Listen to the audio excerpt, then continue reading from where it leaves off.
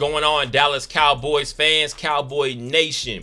Your Dallas Cowboys have just wrapped up voluntary OTAs, which is the perfect time where you're going to see some of these young guys, your rookie draft picks, some undrafted guys, or just some young players that the Cowboys have kind of brought in, being mixed in with some of the veterans, some of your veteran leaders, where you're talking about your quarterback, whether you're talking about just the camaraderie. And I'm going to say that you're going to be able to build from this, but also throwing in a guy like a Jake Ferguson, a DeMarvion Overshown who's come back from injury, who I feel like can have a major impact on this team with a little bit of offseason development, John Stevens Jr., some of these guys, but throwing in a guy, like I said, Jake Ferguson, who had a major uptick in his development last year, I believe catching for over 700 receiving yards. And this is one of those guys I'm going to say can obviously take himself up to that top 3, top 5 tight end position, in my personal opinion. You've heard guys like Travis Kelce from the Kansas City Chiefs. We obviously know the career he's had at the tight end position, the Hall of Fame career if he retires today. He talks about a guy like Jake Ferguson, who he sees can be one of those next young guys to make, I guess you want to say, a major move to one of those top level tight end spots. When you're talking about just rankings, obviously it's subjective a lot of times, but when you're talking about just being one of those guys that you're looked at and saying he's a playmaker throughout the league, I feel the same way. Jake Ferguson is one of those guys that I feel can obviously make himself a real household name. Obviously, playing for the Dallas Cowboys, you're going to have lots of eyes. A lot of people are going to become very familiar with who you are. But again, there are just some young talent on this team. And the OTAs, again, voluntary OTAs, which I will say really quickly, voluntary is obviously in quotations because the front office, your coaching staff, they want to see people out here doing these moments because, again, this is the off season. So what do you have left but build chemistry? We're talking about 18 weeks in a regular season, 17 games played in those 18 weeks with a bye week. You're going to have some adversity you have to face sometimes. You have to verse, again, whether it's a situation where you just see some losses come, some injuries, things that you have to continue to fight through as a team. The off season is exactly where you start to build that chemistry. That to me, in my personal opinion, starts before just getting to training camp, where now you have on pads, now you're in the heat, especially we know what the Cowboys have obviously been involved with when it comes to Oxnard, California. This is more of a situation where you're looking and saying, Mike McCarthy himself, this is more than just saying a season where he's on the hot seat. That seat is burning. It's not hot. It's burning. That thing's been on fire for a little while now because obviously 12 win seasons, 3 straight years in a row, but having no playoff success, you're not going to get the benefit of the doubt when it comes to your team losing. Especially, we can talk about the fashion that the Dallas Cowboys failed to the Green Bay Packers. On the defensive side, a lot of it was, I believe the issue started there. You didn't allow your offense to even get rolling, but also, let's be clear, the offense didn't do anything either. You find yourself in a 27-7 hole. That's not only because of your defense. Obviously, sometimes you're going to have situations where you're looking and saying somebody you felt didn't give you a moment to get rolling, but the offense is out there to score points, and we had not done that as well. So Mike McCarthy, taking over the offensive play calling last year, he's going to take a lot of that blame because he didn't have his team ready, and at the end of the day, success and results is the only thing that matters. If you're not having that, no one wants to hear the excuses, especially when you're talking about running the Dallas Cowboys. Obviously, also throwing in a situation where you're looking at saying some of these contracts, whether it's a Dak Prescott, who is out there with the team right now still working because he is the leader of the team up to this point at least, and you're looking at saying CeeDee Lamb, Micah Parsons, and I'll get into CeeDee Lamb in a little bit, but Micah Parsons, this is one of those things to keep your eyes on. Mike McCarthy talked about pretty much. It was a very disappointing. Micah Parsons not being at these voluntary workouts. I will say OTAs in quotations because voluntary is like tongue-in-cheek. No, it's mandatory essentially. They want you out there especially if you're the leaders.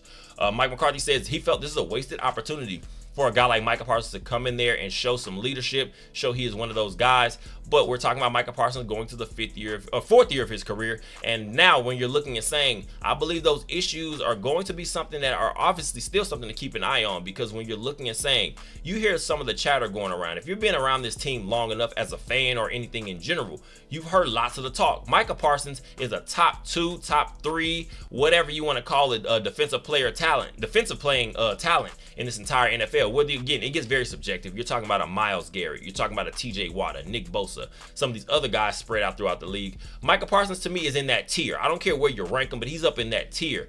But some of the chatter you've always kind of heard over this last couple seasons, I will say especially, Micah Parsons is a big talker. What comes with talking? Expectations. People want to see you back it up. And we see Micah Parsons make these big splash plays and have these stretches, these runs where he's making these plays. But at the end of the day, sometimes you hear, but is Micah Parsons making these plays in big time games, in big time moments, in crunch time? And sometimes against some of the lesser talent, and I'm not saying bad talent, because we beat some teams where Micah Parsons is playing, some solid teams where Micah Parsons has made some plays, but we're talking about in those dog days. We're talking about in the playoffs. We're talking about in the postseason. Like I said, late in fourth quarter against some of the best talent and better teams in the league, it's not always showing up that Micah Parsons is not being able to just be easily schemed against, whether that's just throwing an extra man to block him, whether that's throwing in some of those situations where you're saying, hey, just run at him and you could take him out of the game a little bit. Micah Parsons is a very dangerous player in this league, obviously. Let's be clear. No one's doubting that at all. But when you talk about, and you're hearing your head coach who now sees himself again on a seat that's on fire, not in I guess you want to say a hot seat. The seat is not in heat, dealing with any heat. We're talking about the seat is on fire. Mike McCarthy says Micah Parsons not being here, it kind of just one of those disappointing moments again for showing not a lack of leadership and taking the steps to be able to be one of those real leaders on the field. We are now going to ask ourselves, obviously, Mike Zimmer returning to the Dallas Cowboys as defensive coordinator. I was going to say new, but again, a guy that's been here long time ago, defensive coordinator in the Bill Parcells era, I will say, taking over from Cincinnati Bengals with the same defensive coordinator position not too far after, and then being the Minnesota Vikings head coach slash de facto defensive coordinator for I guess a very solid tenure with that team for a while before no longer being with that team. You're asking yourself, what exactly is this defensive scheme going to look like? You obviously are going to be able to add in some guys like a DeMarvion Overshown, who I feel can have a major impact. And your Maurice LaFau, look some of these guys that were brought in the draft. A Marshawn Nealon, the defensive end, more of a run stopper, but has some power, and he has some really good untapped movement that I believe can make him a solid pass rusher in this league. You're throwing in Mike Zimmer, who's obviously coming in after Dan Quinn, the disappointing showing that we had in the postseason against the Green Bay Packers. Didn't even show up on that side of the ball, it seemed, just even fairly early on. You're having a different philosophy. This is going to be more of a base 4-3 type of defense, I'm going to say, going forward, where now you're looking at seeing your D-ends seal the edges. You're looking for guys to be able to just fill that gaps. It's not always necessarily going to be about sacks. It's about consistency throughout the entirety of a game, not just making the splash plays. And we've seen when the Cowboys made some splash plays under the Dan Quinn era, I'll say, you saw sometimes that gets his team rolling. Next thing you know, one turnover turns into 2 turnovers, and then 2 turnovers turns into 3 turnovers. And now our offense is rolling, and next thing you know, we're blowing a team out. But when you're not getting those big time turnovers or things like that to kind of build some real momentum just quickly, you're going to have to be consistent. And we saw many times during the Dan Quinn era, as much love as I love to give Dan Quinn for what he did bring to this team, because again, at the end of the day, it's easy to kind of hang on to the last thing that happened to this team. This is going to be something you're going to have to keep your eyes on, because you're looking and saying, we had so many mental blunders, I guess you'll kind of say that. But I feel like Mike Zimmer, the base 4-3, we use a little bit of a big nickel, which I feel is going to work a little bit under the Mike Zimmer tenure returning here to the Dallas Cowboys. You're going to just look for more consistency. But Micah Parsons not being out there, also dealing with the contract situation, he wants to get paid like one of those top guys. And you're looking, like I said, I believe this is going to this 4th season. We know the all-pro years he's already had, the Pro Bowl seasons Micah Parsons has already had. He's going to want to get paid. Are we in the mindset of saying that a CeeDee Lamb, a Dak Prescott, and a Micah Parsons can all be paid at the same time? I'm not sure. Again, I just feel like it's something to very much so keep an eye on, because it can be very dangerous and tricky going forward, because at the end of the day, results and success is all that matters. And no matter if you're a very talented player or whatever it is, sometimes you can't blame that front office. You can't blame a coaching staff. Not even ours. I'm talking about just throughout the entire league. You can't blame them for asking questions and saying, is this really worth it? Can we maybe bring in 2 or 3 guys to take over and add in some more contribution in place of just one of these major guys that will take a whole lot of money? I don't know. We'll see exactly how it goes going forward. We may have just seen the first ball drop for CeeDee Lamb. To get those CeeDee Lamb talks and conversations really rolling. Up to this point, obviously, we know the career CeeDee Lamb has had, the development he's had in his first few years in this league, and just the constant. We're talking about the All-Pro season last year, especially just over the top All-Pro we're looking at now. This is not anything of CeeDee Lamb. The biggest thing I'll always give him credit for is being as versatile he is. You see nationally, this guy gets a lot of respect, but locally, between other fan bases, obviously, the joke. CeeDee Lamb plays a lot in the slot. To me, that is not an indication of anything negative on CeeDee Lamb, because what we see a lot from him is just his versatility. versatility. He's on the outside, he's on the inside. And the biggest thing about, especially talking about playing receiver, but offensively in the NFL in general as the receiver position in the passing game, is versatility. CeeDee Lamb is a guy that you can move around the entire field, and sometimes we see him catch the ball out of the backfield. That's something to add to his game, and now you're looking and saying, he is the driving force of our passing game. Obviously, Dak Prescott has seen an uptick in his success because you do have a guy with the play skill and the play style of a CeeDee Lamb. A sleek receiver, gets in and out of his cuts and his breaks fairly quickly. And to me, when you're talking about what CeeDee Lamb is, I don't think we've even seen the best of his game. So obviously, the NFL is going to be a game of now where you're looking at the market each season and seeing whatever your position is, who's getting paid the most. And obviously, guys that are not too far off from each other are going to be asking about for similar money, if not more than that. So we're talking about what CeeDee Lamb is. Justin Jefferson, if we're talking about today, the news came out this morning, I want to say earlier on today. Justin Jefferson, the Minnesota Vikings star, all-pro. We know the talent level he is. Arguably the best receiver in this game, and I'm going to say probably the best receiver since he's come into the league. We're looking at Justin Jefferson. I believe he signed, we're talking about 4 years, I believe, what, 140 mil. 100 mil of that is guaranteed, and 88.7 of it is guaranteed at signing. So this is now, I guess, going to say lay a foundation and a ground point. Now, for now, you can look and see how much exactly is CeeDee Lamb worth. The Cowboys are going to have to ask themselves. This is not I'm going to say a fair, but a normal front office we're looking at. You know, with Jerry Jones, Stephen Jones, they have their own opinions. They have their own way that they like to do things, and they have their own belief system of what negotiating these contracts is, or exactly per se. But I'm going to say, if you're looking at a guy like CeeDee Lamb, I don't think you can continue to just kind of say, you know what, we can kick the can down the road, grab a guy if we can. Obviously, I'm going to say right now, personally, I believe nobody's wrong in this situation, because if you're on the side of the fan base that says we should look towards maybe finding somebody in the trade market, maybe we could try to look into the next draft and grab someone, which is why I was talking about throughout the entire draft process. Every video I made, I'm talking about the Cowboys have got to bring in a receiver, because one thing you cannot do is pigeonhole and rabbit hole yourself into a guy where you're talking about and saying, we have to have CeeDee Lamb here, and if we don't have CeeDee Lamb here early on in the season, we're going to be in trouble. You cannot go into this season and tell me you feel comfortable with a guy like Jalen Brooks, a guy like Jalen Tolbert, Brandon Cooks being your number one option. Jake Ferguson, as much as glowingly as I speak about him, I'm not sure you can go into the season and say, Jake Ferguson, you're our number one passing option in the offense, because we don't have CeeDee Lamb right here, because we're dealing with contract talks, contract situation. At this point, we've seen so many players in this league when it comes to contract negotiations, they bite the bullet and say, you know what, I'm going to hold out now, I'll take these fines and I'll pay them later, but I'm going to say I deserve my money, I deserve to get what I deserve.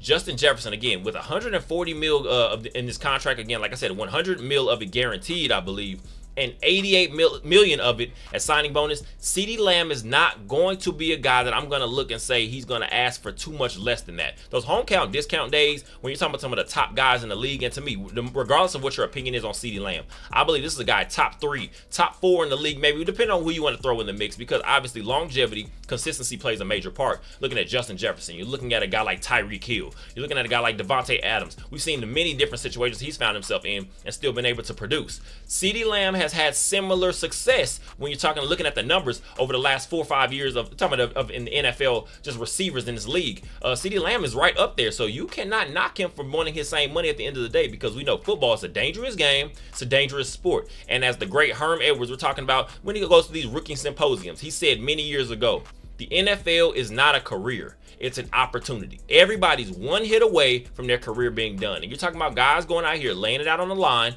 They're going to want to get their money when it's time to get paid. So really quick, before we get into that, before we even go any further, and again, there's not much more to say, because at the end of the day, like I said, there are two sides of it. You think CeeDee Lamb is worth that money, or you think he's not. You think he is a top level receiver in this game. To me, I don't think that's even debatable. You can ask, is CeeDee Lamb one of these guys? He is.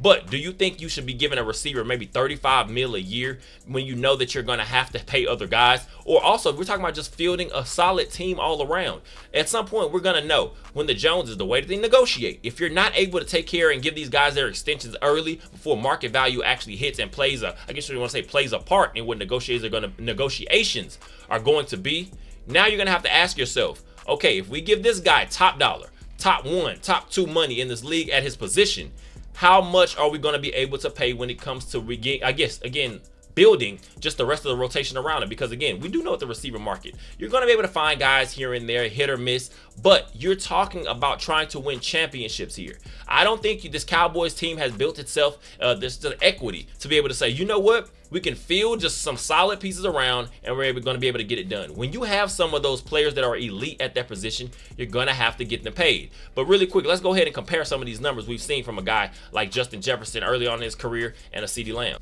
Obviously, when you get into negotiations, the number one thing teams like to do is use statistics, use numbers, and try to see whatever they can get back money-wise in negotiations.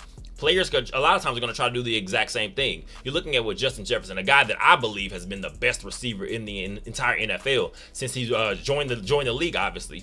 And then looking at what CeeDee Lamb, both coming in the same 2020 NFL draft, both making major impacts from day one. Obviously, you're looking at a guy in Justin Jefferson hitting the ground running. And obviously, I'm going to say predominantly, the number one thing CeeDee Lamb can probably try to go into these negotiations and use when you're looking and trying to compare to what Justin Jefferson just received contract-wise, you're going to be able to say, Kirk Cousins, regardless of your opinion of him, we've seen him put up at least solid starting seasons in the NFL, even back to his time in Washington, putting up big numbers, passing, touchdown passing, passing yardage, and also touchdown passes, that variety. And watching a guy like CeeDee Lamb, obviously, he came into a situation with Dak Prescott. It's pretty much solidified as the starting quarterback. But unfortunately, in that first year, remember in 2020, that COVID year, just some crazy situations. I believe Dak Prescott ends up injured in that New York Giants game. And you're looking at a guy like Andy Dalton, who I believe started 9 games for this team throughout the entirety of that season, the remainder of that season. You saw Ben DiNucci get a start. You saw Gary Gilbert get a start in that season. So a guy like CeeDee Lamb, he can say, my numbers would have rivaled maybe exactly what we got from a Justin Jefferson from year one if I had the same opportunities. But also, you're looking at a guy's situation, you're going to be able to look back and say, Justin Jefferson has then ended up, I believe, only played in 10 games last year, and you're dealing with some injuries, and you're going to be able to say the numbers that he's still been able to put up 1,000 yards. That just speaks to just his talent level, and obviously the Minnesota Vikings are going to look at him and use him as many times as they can. Also, the Minnesota Vikings, they did have a running back in the situation. We're looking at a Dalvin Cook, who I believe ran for about 1,500 yards in that 2020 season, and Dak Prescott, obviously, as being the quarterback that we saw pretty much, let's say, from the beginning of his career, we relied a lot on a guy like Ezekiel Elliott to open up things in the passing game. Ezekiel Elliott, I want to say that's about when you start to tail off. I believe he ran for just under 1,000, I believe like 970 yards, somewhere of that variety for Ezekiel Elliott in 2020. And you're looking and saying, okay, now we're going to be a little bit more focused on the passing game. Obviously, a guy CeeDee Lamb, he can also try to use these negotiations and say, I had Amari Cooper the first few years of my career, prior to him being sent off to play for the Cleveland Browns. You're looking up and saying he took some of those targets. We're looking at Amari Cooper. He did have 100 yards 100 catch season. We're looking at a guy that did have some 1,000 yards years here. I believe his last year here put him up about 900 yards. We're gonna say CeeDee Lamb, since day one, the number one thing I'm going to be able to give him is say, he came in and he made plays regardless of who the quarterback is. Justin Jefferson has done the same thing. I believe he has that same ability. But like I said, he had Kirk Cousins predominantly for the entirety of his tenure up to this point with the Minnesota Vikings. So are you going to say these numbers are pretty similar? You're looking at a guy like in Justin Jefferson, I believe, in 60 games, 392 career catches, 899, almost 5,900, 6,000 receiving yards in his time already. 30 receiving touchdowns. Again, missing some time last year, 3 rushing touchdowns. And look at CeeDee Lamb up to this point. 66 games, 395 catches, 5,145 receiving yards, 32 receiving touchdowns, the big one last year, 3 rushing touchdowns as well. And also, like I said, both drafted in that same 2020 NFL draft. And also, when you're looking up and saying 3-time Pro Bowlers, both of them, both 1-time All-Pros. So these numbers, and again, these accomplishments they have, these milestones up to this point of their career, they're very, very close. So you're going to have to now get into the point where you're pinching pennies as a front office. You have to ask yourself, it doesn't matter if you think Justin Jefferson is the best, CeeDee Lamb may be the second best, third best, whatever you think it is. You're going to have to ask yourself, but what is he and how valuable is he to your team specifically? The Dallas Cowboys, we are not the team that we are without a CeeDee Lamb. I don't feel like, again, this is something the Cowboys should have messed around with. You should have gotten this thing done a couple years ago, to me personally. I like to get out ahead. I'm a big believer of getting out ahead of these contracts, because one thing you're going to have to do is take some chances. It's almost like going to the casino. You're going to have to gamble a little bit and say, you know what? I'm going to put it all in on this guy. I'm going to see, and I'm going to actually just put in the faith and say, this is a guy I'm going to be able to hang my hat on for years to come. And if it falls short, obviously we know, unfortunately, it's not one of those issues where you're looking and saying the Cowboys, obviously this front office, they like to get everything they can, every dollar they can. But at some point, you're going to have to ask yourself and say, I'm going to have to take a chance. This is a guy I believe CeeDee Lamb is very capable of being your number one for years to come. I mean, I don't see a fall off coming anytime soon. Obviously, we can knock on wood, pending injuries, pending anything unforeseen. But CeeDee Lamb up to this point has shown that he is a top 2, top 3, whatever receiver in this league. Again, from his time just being in this league and just showing that he is very consistent. This is a player, I'm going to say again, the Dallas Cowboys cannot achieve what they want to achieve in this upcoming year. And now you're going to start getting the conversation where you're asking Mike McCarthy.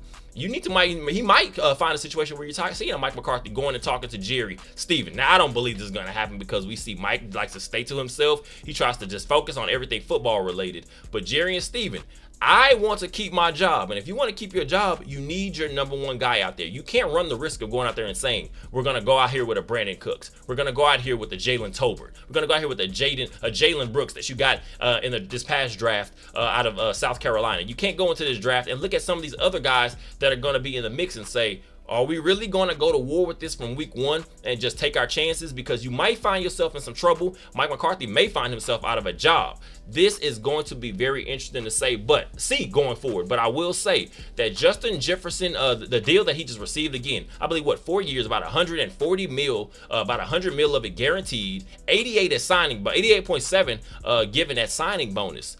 This is going to be something to keep your eyes on, but I believe it actually may start to get the wheels rolling. I feel like a CeeDee Lamb deal is going to be something that we could see very soon because, again, obviously we know training camp is not too far around the corner. You can't risk having the same situation where you looked at last year and saw Zach Martin having to come in late, get himself reacclimated, I will say. He already knows the playbook. CeeDee Lamb will be the same position from that standpoint, already knowing the playbook, already knowing what's to be expected of him. But having to get yourself back in the physical shape. You can be out here running routes, doing all the extra, but if you're not having that physical contact that you are, again, NFL contact, you're going to find yourself playing a little bit behind, and we do not want that going forward because this schedule for the Cowboys is going to be very tricky earlier on in the season. So you're going to have all your guns firing. You have to have all your guys out there ready to roll, and that starts to me with CeeDee Lamb. When we're getting, I guess you're going to say when you're cutting yourself straight down to it, you're now looking and saying, Micah Parsons, Dak Prescott, CeeDee Lamb. Again, we already spoke about CeeDee Lamb, but now Dak Prescott, Micah Parsons. I'm one of the people, and I'm going to say it now. I don't care who disagrees. I'm going to say it right now.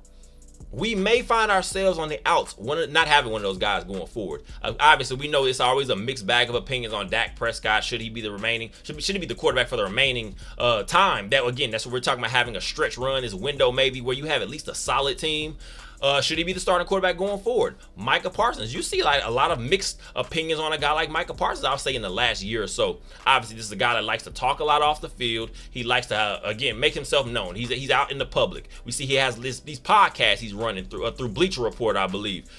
This is a guy, at the end of the day, when you're very vocal, people are going to put a lot on you. And when you criticize a lot of people, when you have opinions on a lot of different people, a lot of different players around the league, people are going to start to look at you a little bit more closely and say, are you doing everything that you can be doing to add some success to the Dallas Cowboys? And of course, we've seen some of the opinions that a lot of people don't believe Micah Parsons is doing everything that he can do for this team and this franchise. So this is going to be very interesting going forward. Again, I appreciate you guys for all the support, but Dak Prescott, if you're going to say this is not our quarterback, then you have got to draw that line in the sand. You see Dak Prescott is out there with the team right now, which I believe we see the front office saying I'd say adamantly, they want Dak Prescott back as a starting quarterback. And I don't doubt that at all. I believe they see at least this is a guy we're going to have for the next few years at least. But when you're looking up at that situation and saying, but how much is that going to be paid worth a year? And is he worth all of that exactly? So Micah Parsons going to sign himself in that mix.